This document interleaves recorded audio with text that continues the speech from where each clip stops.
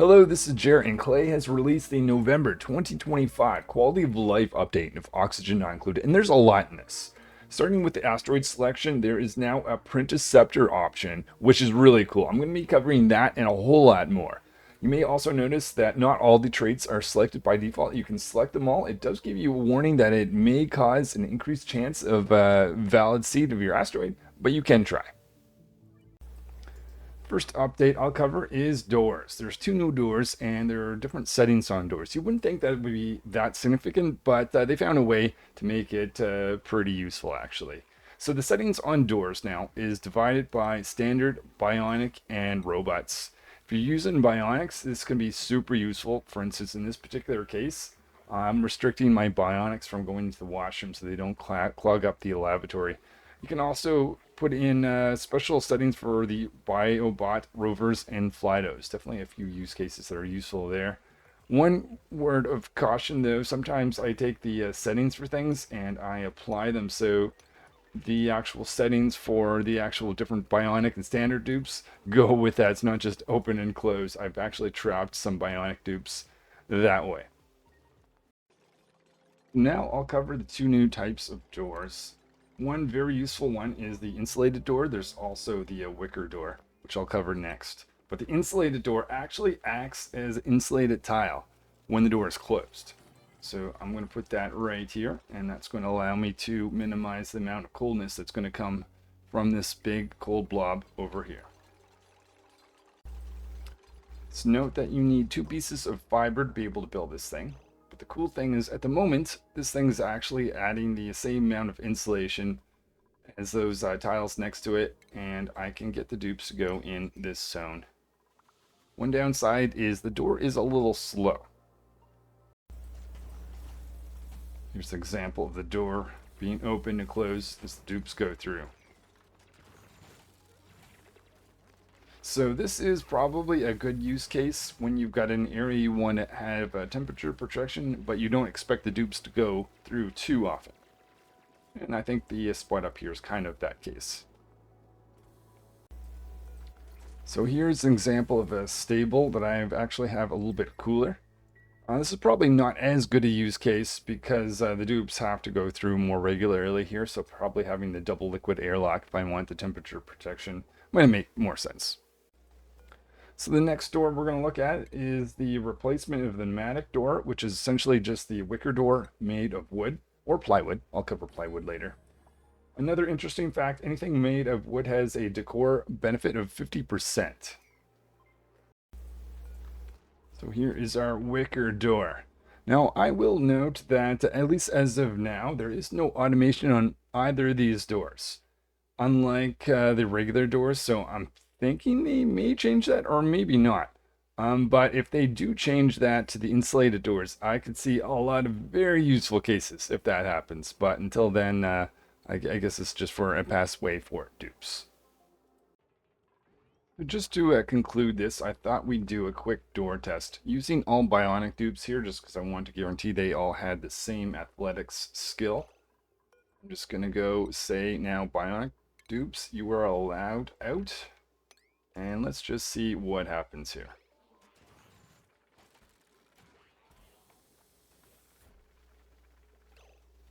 Alright, so as you can see, the powered mech door, very effective. The wicker door, also very effective. A little bit slowed down when you're using a manual airlock, but the insulated door is definitely the slowest. And just for completeness, I just decided I want to compare the pneumatic door versus the wicker door. They seem identical. Next thing I'm going to cover is the Printeceptor, which is a story trait. Normally I'm disappointed by all the story traits, but this one I really like. What it allows you to do is actually choose what you print, if it's an egg or a seed anyways. Activating it is also very simple. It is locked by this passcode. But all you need to do to find the passcode is to find a clogged toilet. Click on it, hit unclog. I first have to get to that location first. While path is being opened up, I will point out that there is lots of things to inspect to get databanks. The Printeceptor actually consumes that, Also, just look at the lights. There's data banks in there too. I was surprised to learn that you don't actually need the plumbing skill in order to be able to do this. So hammer just quickly getting us the ability to access this thing all of a sudden.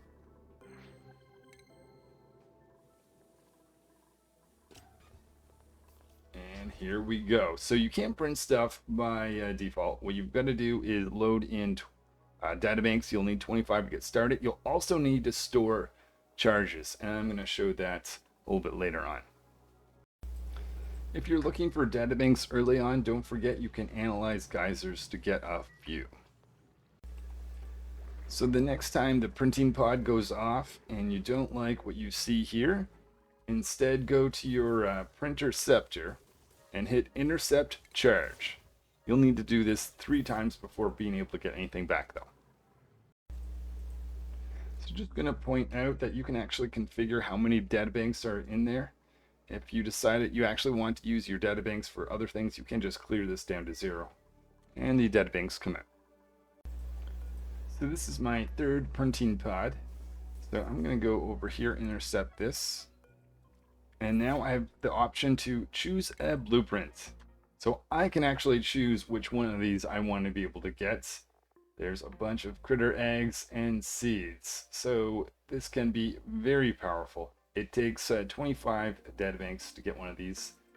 Start off with a pip egg.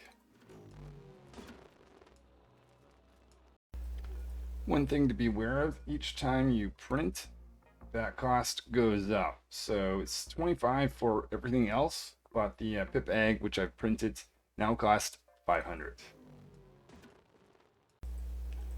Next thing we'll cover is the Banquette Hall, starting with the fact that the Great Hall, which can be upgraded, is Great Hall's currently only given us 4 to morale instead of 6. But also notice that the mess tables are assigned to public by default, so no need to have one mess hall for each dupes.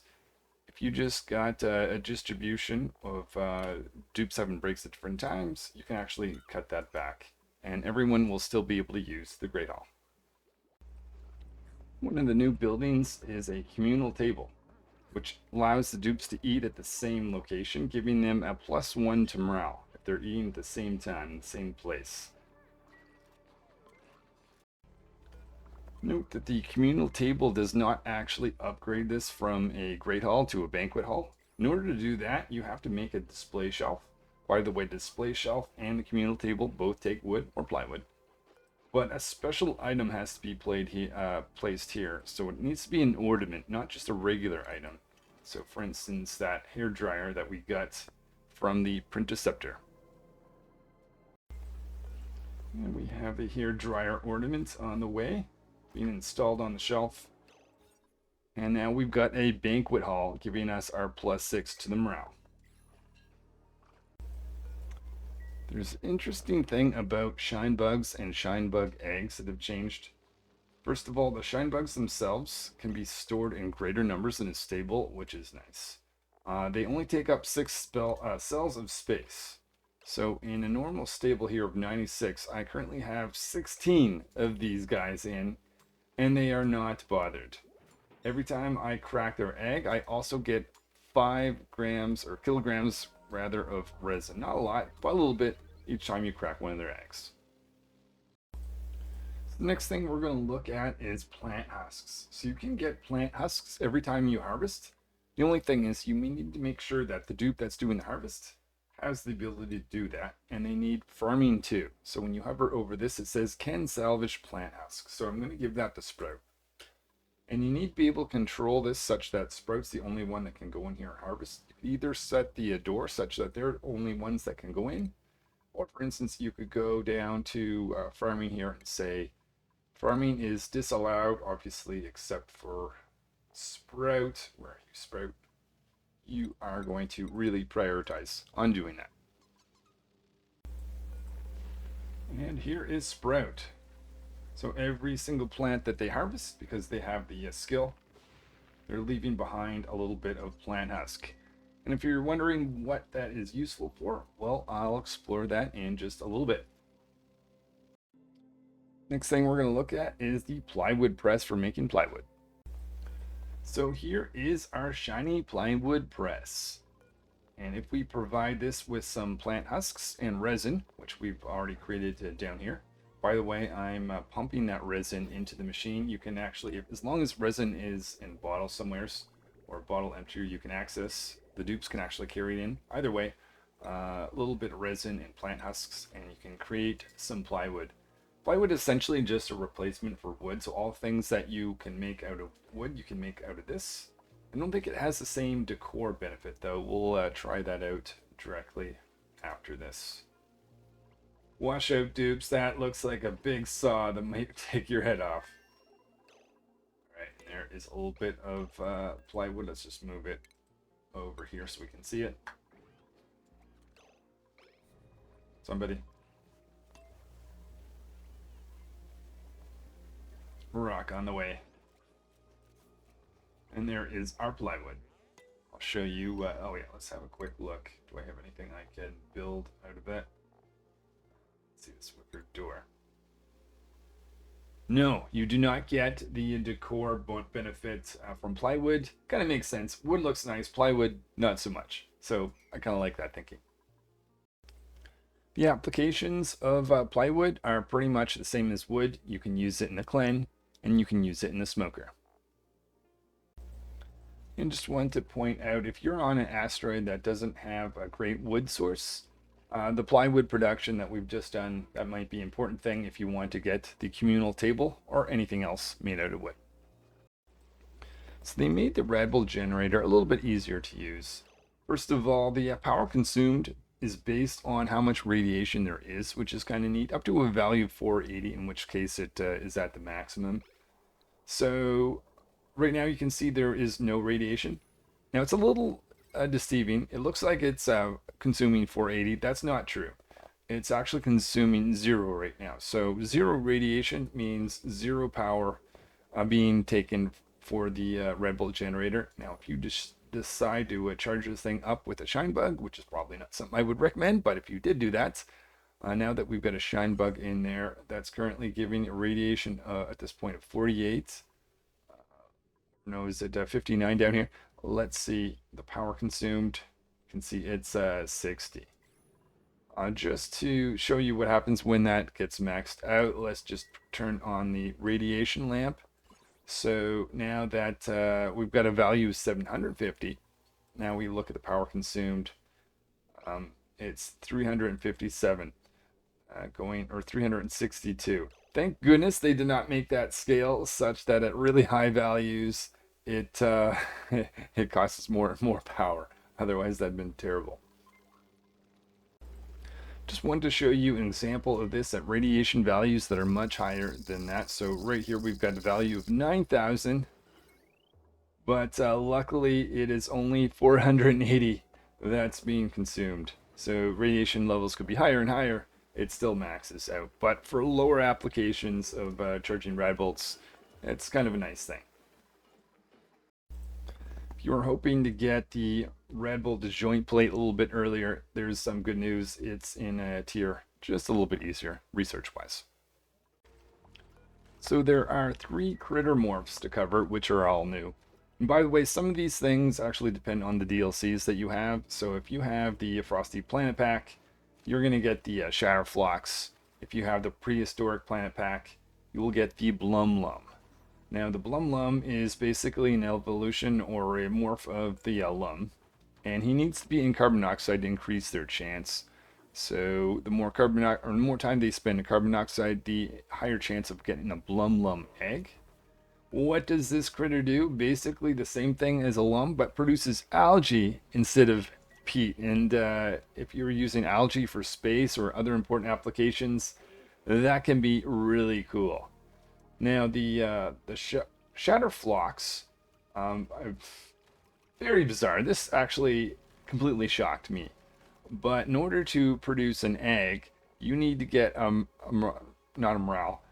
decor value of over 100. So you have to make a very pretty stable in order for them to convert. Let's see, Shatterflox egg here currently 81%. They're sitting I would have never expected to build such a beautiful looking stable. Anyways, once you have that, you then need to feed them abyssalite, and it'll produce glass.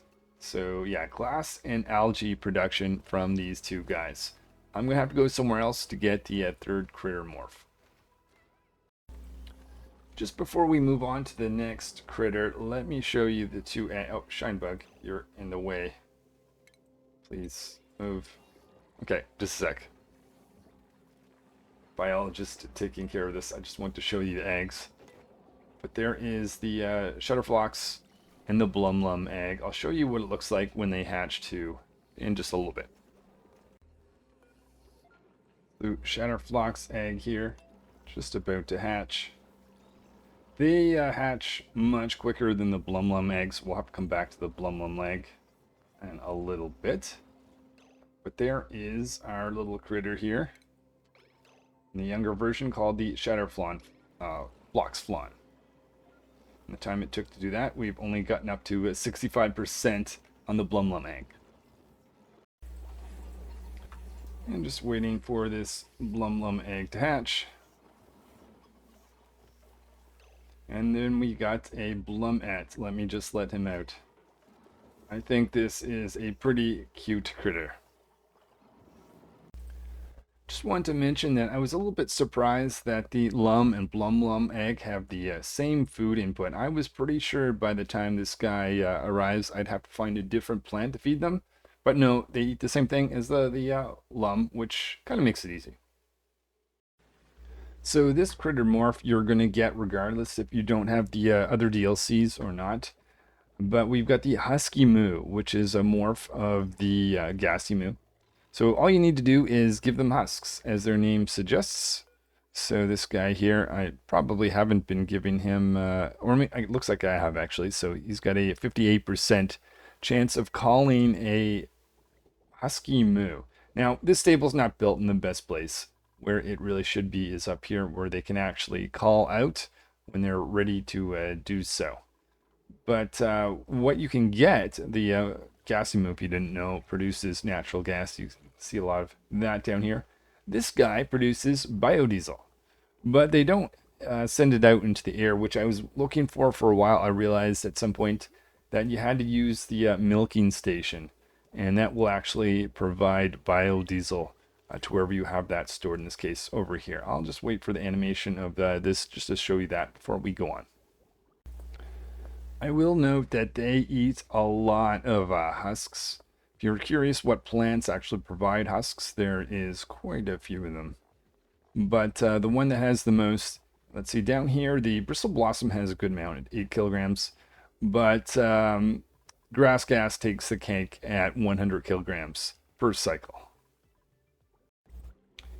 By the way, in order for these guys to produce the biodiesel, they need to be well fed. And if they are, they increase 25% each cycle. So essentially 4 cycles, you'll get a little bit of biodiesel. I love the little note here that says the critter is full, utterly full. So we can take them to the milking station.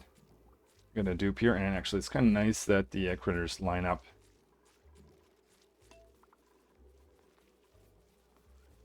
And after a little bit of milking, I'll just let you know here in a moment how much we get for each one of those in terms of biodiesel.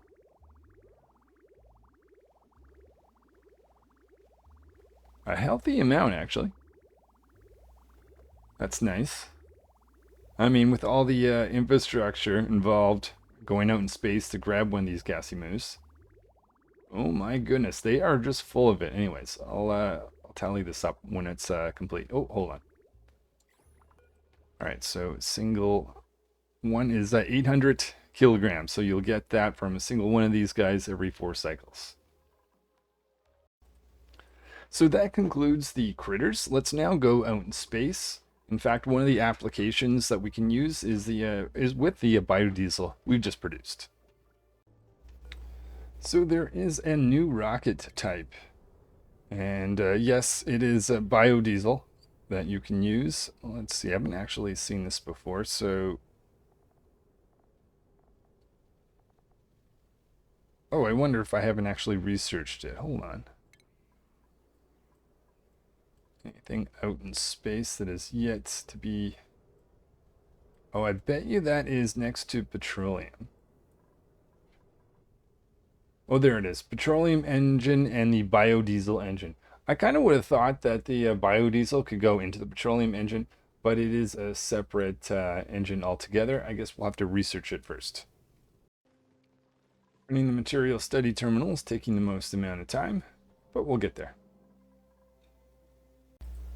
So now with this research done, let's go see if we can create one of these things. It is almost kind of looks like it's a robot or has legs type of thing. 200 pieces of steel, not too bad. So let's build that right there. I assume it'll have a liquid input for... Oh, I was expecting to have a liquid input for the biodiesel. So just putting the petroleum rocket right next to this thing.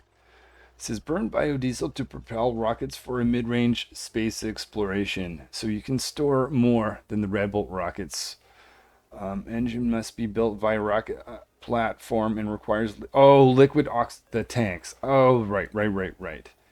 You've got separate tanks to put in here. Let's see, liquid cargo tank. No, we want, we could do a large liquid fuel tank. That's what we need. And we need a ladder to be able to get there. So just putting this rocket together, we've got the fuel and they're both large, mind you. But by the time you built this, we're almost the same height as my rockets I have over here. Only leaving this amount of space to actually build stuff with. Still though, this is a little taller than what I'm able to get over here. It doesn't look like by a terribly large amount. And now we've got biodiesels from the moose making their way up. So while this is charging, perhaps I'll make a little rocket here that a pilot can test out with. Pilot just went in, rocket is ready to go, so let's do a test launch. This biodiesel. Just going to take a moment to see, yeah, still lots of heat that comes out of this. All along the blast off area. I will show something else that's also new in this game that has to do with the dupes when they're in space. They get, they get a... See, thrilling flight. Sounds great, and it does give a +2 to morale, but also gives a +10 to stress.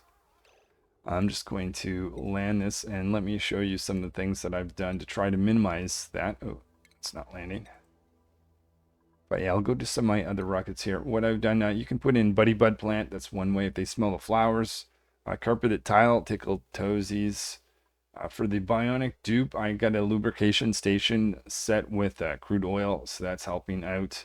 For the regular dupes, high quality food, and they both can enjoy the decor that comes with a little bit of gold tiles and pictures and all that to help out with the stress that might be happening while they're on board. The next thing I'm going to look at is the mining location. So there is this new thing. I don't know if it actually shows up. It doesn't show up here, but it shows up icon over here. You can get data banks. I believe they're not renewable. So after you get them, that's it. It tells you there's 50 of them. There's a special cargo module for that. Maybe I'll build that next. You no longer have to have the drill cone and the cargo module on the same mission. So I'm going to research high velocity destruction, and we'll give that a go. So while that research is going on, how about we see if we can try the research module. The only thing I don't know, do I need the drill nosocone in order to get the databanks? I guess we'll find out soon. And here is the research module. So let's begin our launch and head towards the asteroid field.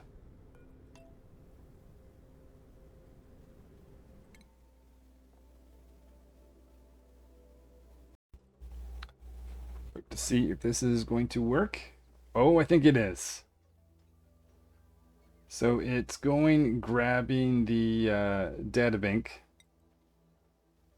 Not sure how many is going to fit into the research module. Maybe all 50.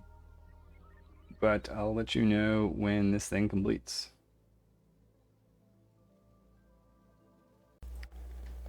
So I would say it can pick up all 50. It'd be hilarious if it stops on the last one here. It can only fit 49. There's no way. It's got to be able to fit them all. All right, so the asteroid is ready. We'll see what it looks like when this thing comes back. Just make sure we... Oh, that's the field. Okay, we want to go back home. And our rocket has just landed. So I assume it just dumps it on the ground. I see, yeah, there they are, our 50 data banks. So that'll just kind of nice that that automatically or just exited that thing. I kind of thought I had to click on something, but I like when things are automated. So we're gonna give this a go. I've got a separate asteroid that's gonna have the drilling components, and another asteroid that actually has the cargo module. Obviously, we're going to send this guy up first. And then let's try to collect some stuff from it after. Let's see how this goes. So we will... Oh, wrong one. We'll set destination. So we'll go back to this asteroid. And it says drill cone cargo bay. This rocket has a drill cone installed, but no.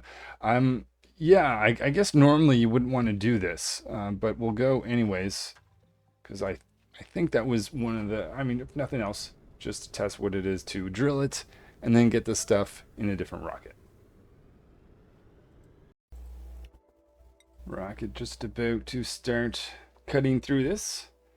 So I'm curious now, I don't know that there's any UI or is there anything here that indicates what's ready to be picked up versus total remaining mass.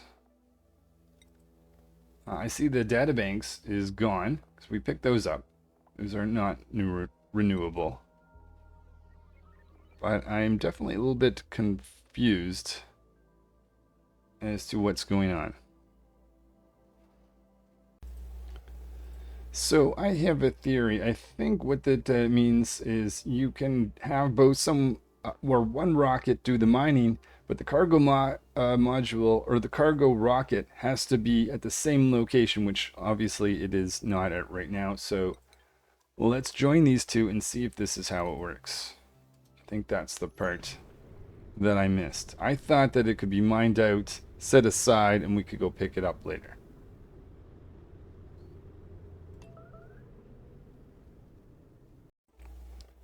So as this rocket is traveling, I think maybe it is the original idea, because now I see that it's not over here in the... Oh, okay. So the harvestable... Yeah, what I'll do is I'll actually have that rocket leave. I don't think that rocket has to be there at the same time as the other one. I think it works the same way. Or someone can mine, leave, and someone else can then pick it up later. We'll give that a go.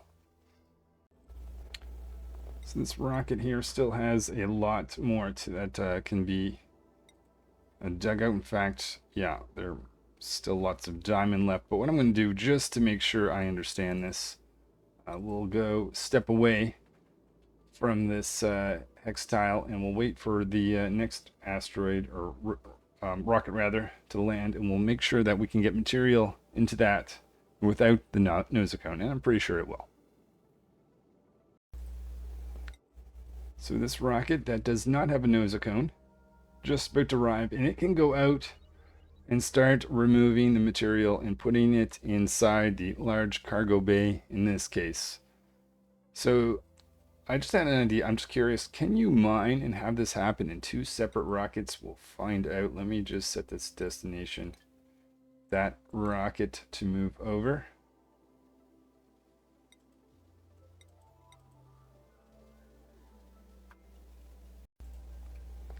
We're just seconds away from seeing if we can both mine and collect from two different rockets in the same space. Looks like it's working. Let me click on this. So harvestable resources is actually going up. But let's verify that, yeah, and the cargo in the Dupe Mu, the other asteroid, is going up. So yes, you can have more than two rockets. One can collect, one can mine, and you can collect while the mining is not actually there. Okay. So the laboratory no longer requires a light source. A common strategy I often do is build my research station right next to the printing pod, because the printing pod technically counts as a light source. That'll give me the laboratory bonus for working on research. But because you don't need a light source anymore, I don't necessarily have to go right here for this. So a good strategy may just be go to where all the dirt is, since dirt is the input to the research station. I'm just building a laboratory with two research stations without a light source. Just be aware there still is benefit of having light in a laboratory for the lit workspace bonus. Now, unless you're comfortable connecting and disconnecting the power to the lights as dupes go in and out of the laboratory, which you shouldn't be, you will want to have a little bit of automated lights early on. And just to complete this section, I'm building a laboratory here with supercomputers next to this water source, just to take advantage of how close we'll be to load water. So now to cover just some of the random stuff, I really like the little, instead of just text, it actually has a little icon. So in this case, sandstone appearing, it shows that when things are being added and places too. So this one I don't like. Not the biggest deal, but what it is critters now that have scale growth, if they're crammed or rather miserable, they don't produce anything. So for this case, scale growth, when they're born, they get 90%, at least the Drecos do, right off the bat, but it does not increase because they're crowded. And this is my setup that I use all the time, so I'm gonna have to change this somehow. But basically, I have two stables, one for the regular Drecos, one for the glossy. And I dump all the eggs in a hydrogen area with a shearing station, and I can just get a massive amount reed fiber and plastic. But it looks like I cannot do that with the design that I currently have. Though what I often do is I put the actual stables themselves in hydrogen with shearing stations. So obviously I'd still get plastic and reed fibers. Sometimes like this is an optional thing. In some of these builds I actually just put oxygen because I know I'm going to get so much material from this, but I guess no more for that. Apparently ground-based telescopes produce databanks at each hex that it opens up, so I'll give that a test. And here is Beaker looking out at space. I don't see a data bank that was at it.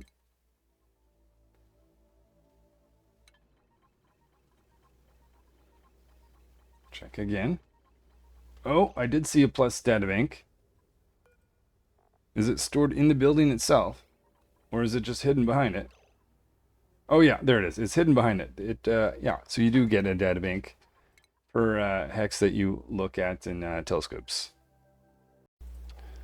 This one seems small, but I like it quite a bit. There's a little visualization on the food items in the storage. Let me just click on the fridge again. You can see that this is indicating that it's in a refrigerated state, and it is currently fresh. With the bionic dupes, there's two upgrades that you can now do. There's improved hardware, which gives immunity to popped eardrums, and both minor and major eye irritation, so things like hydrogen wouldn't bother them. There's also climate change, which essentially gives them immunity to toasty and chilly environments. Probably not that useful for myself because I have a little trick where I keep all my duplicants, or not all the bionic duplicants in Atmos suits all the time, but it could be useful otherwise. So one thing I didn't cover was jetpacks. Apparently jetpacks are a lot faster, but they do consume more fuel. Have I missed anything else? There's also a good chance that there's a few changes between this time and when they actually release the game, which will be, well, I'm hoping it'll be pretty soon. But anyways, do let me know in the comments. I may have an updated video with some little changes or adjustments at that point. I hope you enjoyed. If you want to see more videos like this or highlights of my playthrough, you can subscribe to my YouTube channel here on Jare Oxygen. If you want to watch me streaming on any of my playthroughs, I'm probably going to start a big long series with this update that'll be on Twitch on my channel, Jare Oxygen, and either of those places. Link is in the description. Thank you guys so much for watching. Hopefully you tried this update out. Let me know what you think of it in the comments, and see you another time. This is Jare playing, Oxygen not included.